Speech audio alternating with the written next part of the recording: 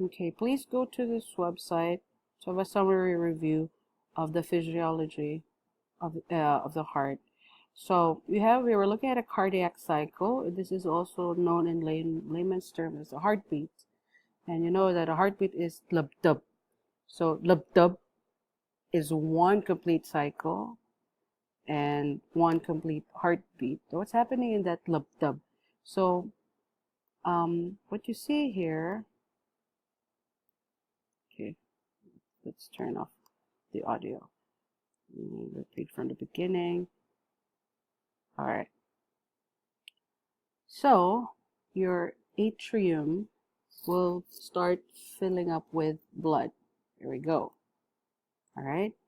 And then it will release that blood into your ventricle.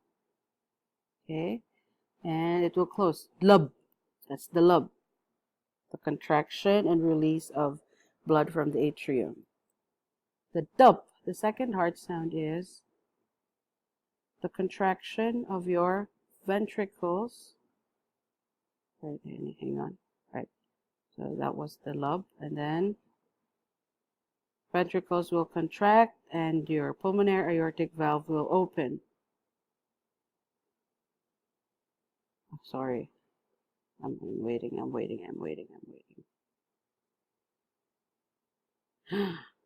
Oh no, it didn't show it. I'm so sorry. All right. So just please imagine lub dub, lub dub. Lub, that's atrium systole or contraction, and then dub, that's ventricular systole or contraction. It's a whole cardiac cycle.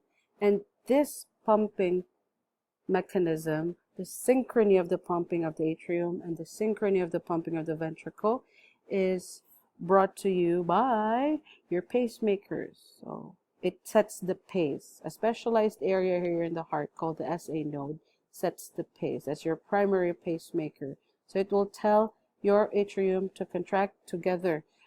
It sends a signal to the walls of the atrium, also the walls of the left atrium right here, so that your atrium will contract in sync. Because you can see those circles are your electrical charge moving throughout your atrium. It's the P wave there in your ECG. And then it sends the signal to another pacemaker right here. We call this the AV node. So it gets the pace from the AV node, from the SA node, then it sends the pace to the ventricles so that the ventricles will also contract simultaneously. Your right and left will contract simultaneously after contraction of the atrium. All right, so it sends a signal and then the ventricles will also contract. Again, starts from the SA node, spreads through the atrium contracts. Then the electric signal is transmitted to your AV node right here that sends the signal for your ventricles to contract. So as you can see here in an ECG, the P wave detects the contraction of your atrium, and the QRS wave detects the contraction of your ventricle. So just look at here, this side please. So you have so you have lub, dub. That was it. Contraction of the atrium, contraction of the ventricle. So you're still alive. Deep, deep, deep. If it goes deep, it means there's no more contraction of the atrium. There's no more contraction of the ventricle. So you have that cardiac arrest. Instead of your heart going like this, your heart is like not moving, not contracting. You might wonder what the T wave is. That's just a rebound pressure after your ventricles contract. Therefore, what you should learn here is the contraction of the heart is myogenic, from the word myo, muscle, genic, create. So the contraction of the heart is created by the muscles of the heart itself, because as you've seen, it has its own pacemaker, and you already know that this heart can actually continue to beat outside the body for a short amount of time as long as there's enough what do you call this, ions in the solution, and the temperature is also controlled, it can sustain its beating. Therefore, when you do heart transplants, we can remove the heart, put it in a solution, osmotically, no, sorry, the word is an isotonic solution of the heart, so it wouldn't shrink nor swell. Then freeze it. You can transport it into another hospital where you have your patient ready to receive that heart to be transplanted. What else can we learn from this diagram? So we have here contraction of your heart, the initiation of your heartbeat, SA node and AV node. All right, let's go back to your concept map. To know the anatomy of the heart, you need to know the 4 chambers, the 4 valves, and the main blood vessels surrounding the heart. You also need to remember to explain what the cardiac cycle is, the heartbeat is, and remember it's myogenic and it's initiated by your SA node to contract your atrium and your AV node to contract your ventricles. It's myogenic, the muscle can the heart muscle can contract on its own.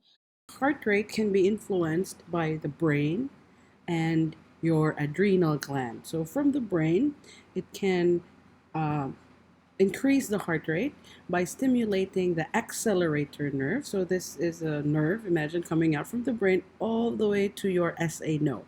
So if this accelerator nerve is stimulated, it can increase the heart rate. The opposite is true for the vagus nerve. So again, from the brain, the medulla of the brain, it sends a signal through the vagus nerve into your SA node to slow down the heart rate.